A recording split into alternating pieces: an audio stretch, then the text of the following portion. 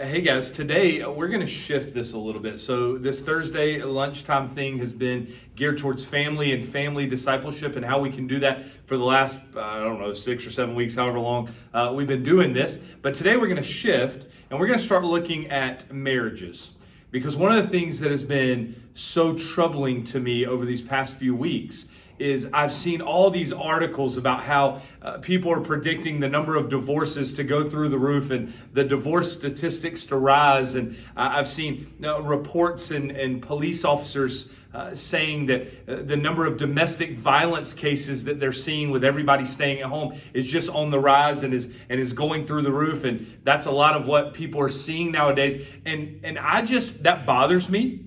That burdens me because I think that marriages don't have to just survive. I don't think they have to just be ordinary or okay. I really do think that marriages can thrive.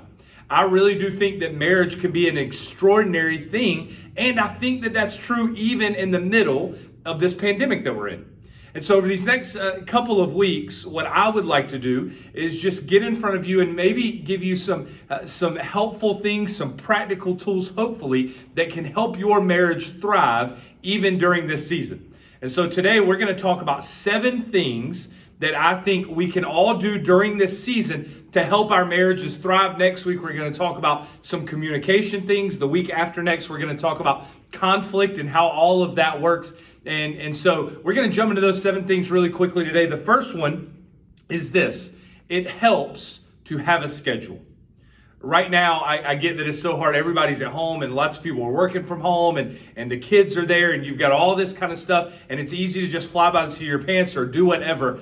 I'm telling you, one of the best things you can do is to keep a schedule, is to have certain rituals and routines every single day that you operate in, that you know at this time we do this, at this time we do this. And having those rituals, having those routines can really help. Sitting together and eating meals at breakfast, lunch, or dinner, or whatever it is, having those routines and those rituals, sticking to those as much as you possibly can during this time, even when you're at home a lot more and you're with your family a lot more, really will benefit you emotionally, mentally, spiritually, psychologically, and it'll help your marriage thrive even in this season. So that's number 1, have a schedule. Number 2 is this, make sure that both spouses are getting some alone time. You know, this season is so hard because so many of us are not getting alone time. Because either we're going to work or we're working from home. And if we're going to work, we're around people at work and then we come home and everybody's there all the time. Or if we're working from home, our whole family's there. There's nothing to do. We're not leaving the house or going out. And so it just feels like you can get in this rut and get exhausted and get burnt out and mentally be in this place where you're struggling. And so you need to get some time alone doing what you enjoy doing. And so one of the things that Aaron and I have been trying to do is how can we get each other some time during the week? So for me, Maddie has a piano lesson on Wednesday nights. And so Aaron takes her and she takes Jace as well. And I get about an hour and a half by myself to just read or sit on the back porch or do whatever.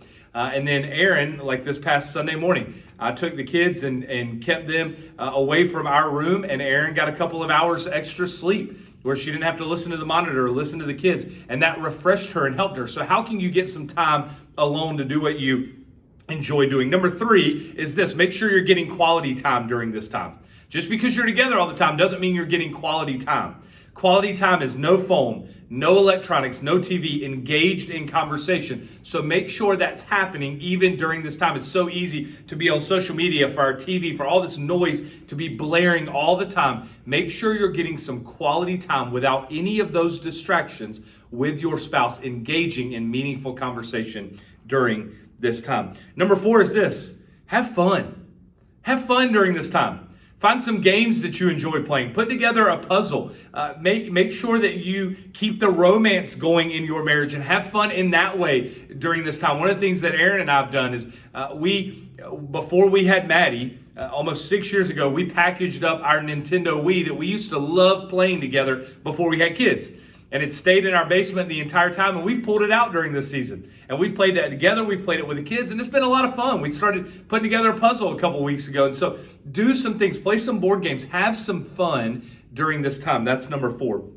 Number 5 is this: keep some things normal. So if you're working from home, man, maybe if you and your spouse are both working, maybe try working from different rooms.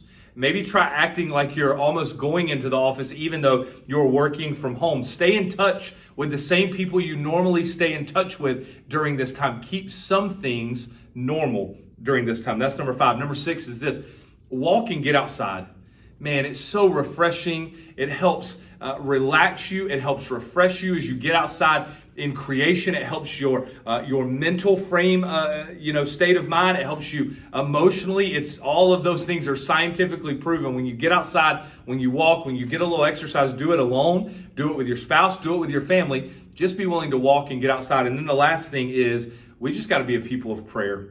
We got to pray. We got to ask God to sustain us, to provide for us, to help us, through His Holy Spirit inside of us, help us to be kind and be full of grace towards our family and towards other people during this time as well. So I'm believing if you do those 7 things, that your marriage can thrive in this season. So just to review, have a schedule and some routine, get some alone time, get some quality time with your spouse, have fun, keep some things normal, walk and get outside, and then be a people of prayer. I hope that those practical things help you to have a marriage that thrives during the season. I also wanted to let you know, I just got the first 200 copies of my new book in, Make Your Marriage Work, Loving with Purpose. It's so practical things that you can do to help your marriage thrive. I have less than 10 of those first 200 left. And so if you want a copy of those, please comment on here. Let me know. I would love to get you a signed copy of one of these. I love you guys. Your marriage can thrive, and so can you personally. We'll see you next week.